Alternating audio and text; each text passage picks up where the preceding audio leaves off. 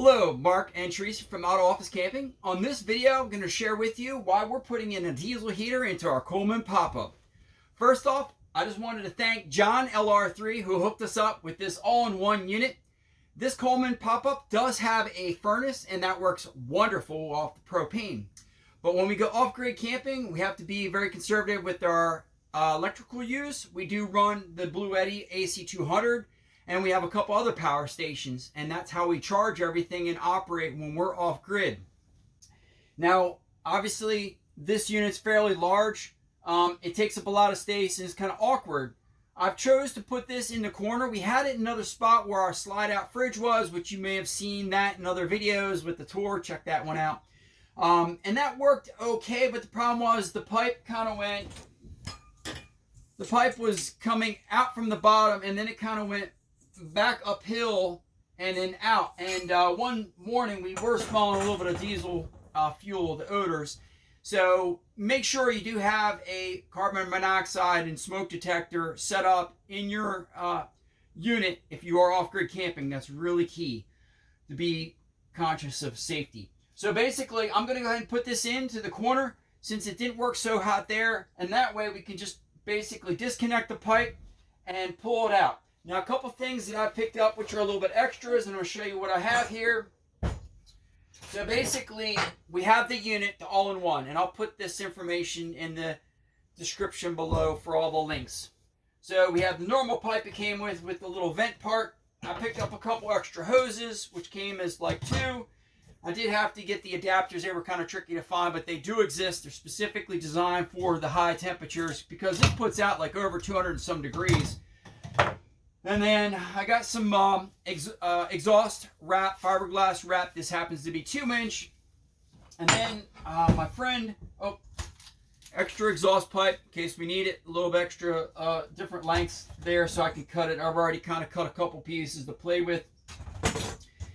This is came in 2. This is for hanging like a, if you have like a curtain rod or something in a closet. That's what this is for. Basically your pole sits in there. So I'm going to use this as pretty much like the exhaust port, so the exhaust will go up to the unit itself and come out the camper.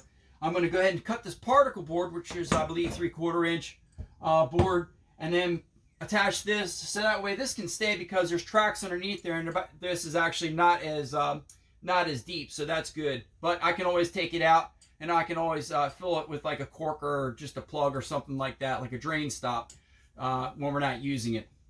And then pull the unit out. So the unit itself would have to be put in place, attach the exhaust pipe, plug it in, you're good to go. Take it out, then travel, store it around.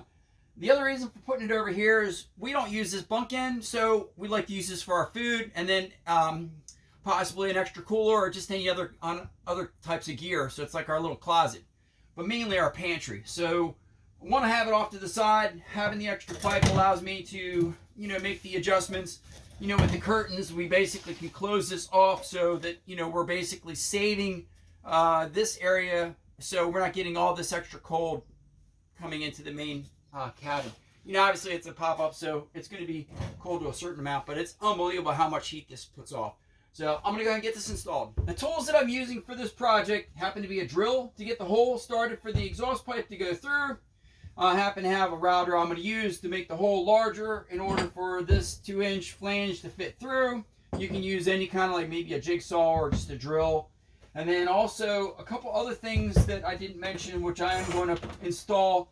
This happens just to be a piece of concrete board that we had sitting around, and this will act as a heat shield. So more or less that will go right underneath the unit.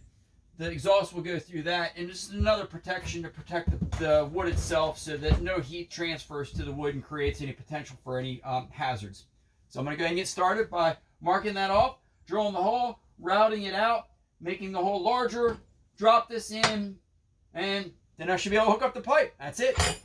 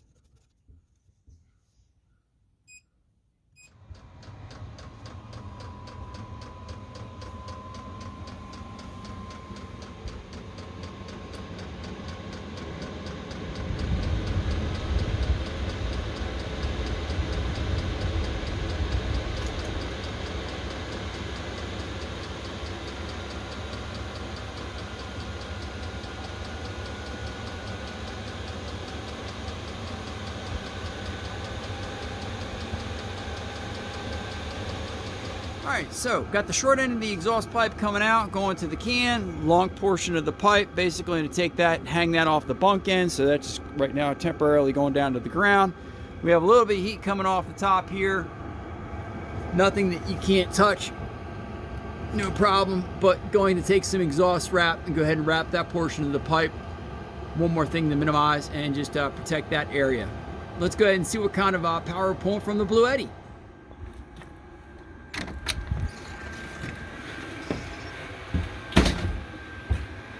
68. Whew, that is warm.